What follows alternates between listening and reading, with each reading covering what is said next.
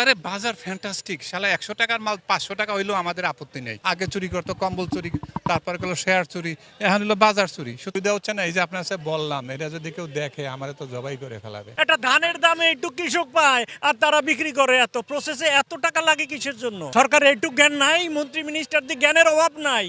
নিত্যপণ্যের দামে অসহায় জনগণ। দামের এই ঊর্ধ্বগতির লাগামহীন ঘোড়া ছুটছে টক বগিয়ে। এতে করে অসহায় হয়ে পড়েছেন সাধারণ জনগণ।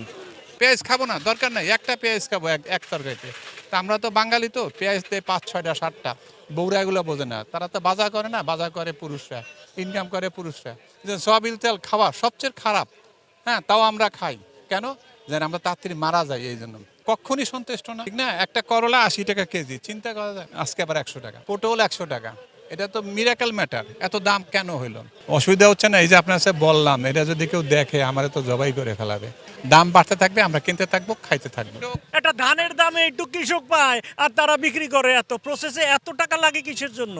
সরকার একটু জ্ঞান নাই, মন্ত্রী মিনিস্টারদের জ্ঞানের অভাব নাই। টিভিতে শখ টু হাবি যাবি সব তারা সবই বোঝে, এটুক বোঝে না। এই কৃষকের মূল্য তোরা কিনছিস কত করে, বিক্রি করবি কত করে, বল কোথায় তোদের সমস্যা? এইটুক ফাইন্ডিং পারে না, তো মন্ত্রী মিনিস্টার দরকার কিসের? এই নির্ধারণ কি কাজ হবে? সরকারের হাতে চাবি রাখতে হবে। ওই মুখে নির্ধারণ করে তার চলবে না রে ভাই। অবশ্যই সরকারের সদিচ্ছার অভাব আছে। মন্ত্রী মিনিস্টার এখানে হাতিয়ার সব, তাদেরকে ছাড় দিলে চলবে না। ওই পেনের কাজে কাজ হবে না, বাস্তবতা যাই কাজ করতে হবে। পরামর্শ হচ্ছে বেশি কন্ট্রোল, সব মাতবাড়ি শেষ হয়ে যাবে। এই যে মেট্রো বাসওয়ালারা এত অত্যাচার করছে না, এখন চিতই পড়ছে না।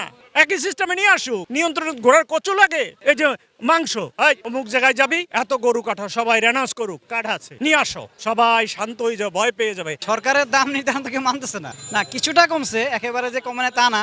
তবে যেমন আগে যেটা হয়তো বা 1 কেজি কিনতাম, সেটা এখন হাফ কেজি কিনতেছি। ইফতারে এখন শুধুমাত্র মানে নেসেসারি যেটা আর কি, যে শুধু ছোলা আর ওই পেঁয়াজ যেটা আর কি, এইটাই।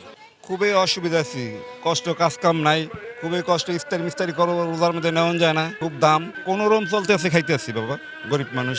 ওই ইফতারের মধ্যে আল্লাহ যা জোটায় তাই খাইতেছি। মাছ তরকারি সব দিন, ইসা মাছ কিনতে গেলে 700 টাকা লাগে, পাঙ্গাস মাছ কিনতে লাগে 220 টাকা লাগে। অন কিনতারি না, মনে করেন গরিব মানুষ সবাই নিরাপদে। ওই যে বাজি বুঝি কোনো রকম চলি। এই যে এখন আবার একটা মুরগি নিলাম বেনে রেখে লেগে, এরকম চলতেছে। কাজ কাম নাই, অনুষ্ঠানে কাজ কাম করতে কাজ কাম নাই, হাতে পয়সা করি নিয়ে বাচ্চা কাচ্চা নিয়ে চলতে খুব কষ্টই লাগে।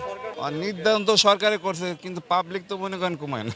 না, মোটামুটি হচ্ছে, আমি তো মতিঝিল এলাকায় থাকি। মতিঝিল এলাকার বাজারের তুলনায় এখানে মোটামুটি অনেক কম, রিজনেবল প্রাইসে আর কি সবকিছু কেনাকাটা যাচ্ছে। অনেক ভালো লাগতেছে, যদিও অনেক কষ্ট হচ্ছে এত দূর থেকে আসা, কিন্তু ভালো লাগতেছে। বাজারের দাম মোটামুটি মানে রিজনেবল প্রাইসে সবকিছু দিচ্ছে আর কি। আর এই রমজান মাসটার অপেক্ষায় আমরা থাকি। হচ্ছে এই রমজানে আমরা সবসময় বেশি ক্রয় করার চেষ্টা করি, কারণ আমরা আমাদের চারপাশের মানুষদেরকে নিয়ে হচ্ছে খেতে পছন্দ করি। আমরা যেহেতু মুসলমান, বিশেষ করে রমজান মাসে আমরা একটু দান খরচ করতেও বেশি পছন্দ করি, এবং দেখা গেছে ইফতারির টাইমটাও আমরা শেয়ার করতে পছন্দ করি সবার সাথে। তো দাম লাগালের বাইরেও হলেও আমাদের কিনতে হবে, এটা কিছু করার নেই। মাহদি হাসান, মুসলিম টাইমস।